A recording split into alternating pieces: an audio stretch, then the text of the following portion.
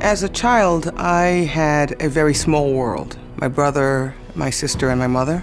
We grew up in a physically very dangerous place, but I was clueless, oblivious how difficult my mother's life was and how easy she made our lives. So by the time I was 16, I realized that I had to do something fundamentally different, and the entire motivation was to make sure that I could get her out of the neighborhood that we were living in.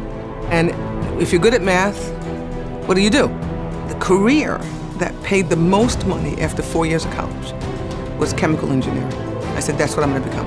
And I started to apply to colleges.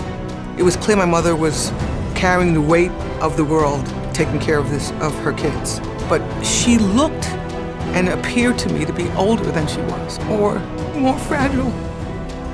And my responsibility was to make sure my mother didn't suffer much more. So I stayed.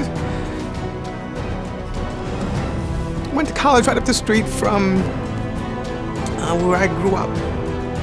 And it was the best decision I ever made. In the undergraduate school, you get all of these placements. And the third summer, I worked at Xerox. And I went there and it was perfect. They were not concerned about how I looked. They were not highly concerned about how I spoke. I was rough, but I was really smart and I worked really hard and I was extremely organized. And they allowed me to practice what I had learned. One of the things that I loved about mechanical engineering was the goal was to fix a problem.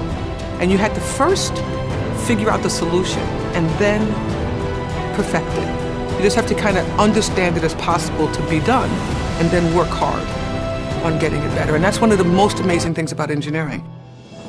Xerox was a perfect match for me. I was a perfect match for the company. They said, we want you to come to work for us, but we would prefer if you go to graduate school.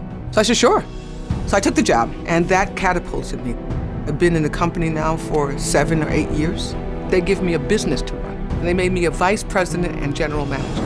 From that, they literally said, we want you to go run this massive business.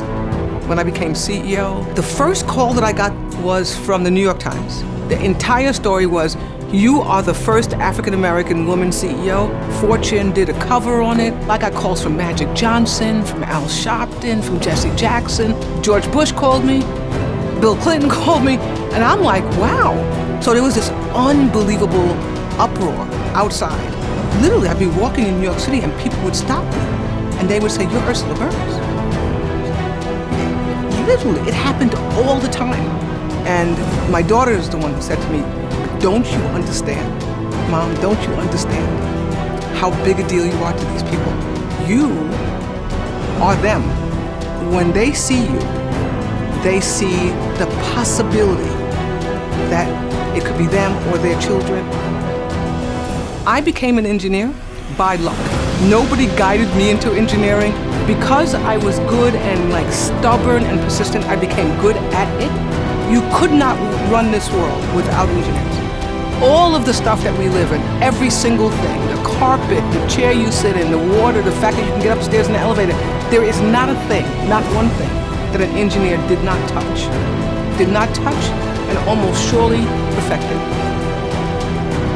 You're gonna get knocked down over and over and over again, but you have to pick something that you do that you love so much that you stand up every single time. Pick one. Mechanical, civil, software, whatever you want. Aeronautical engineer, become an engineer.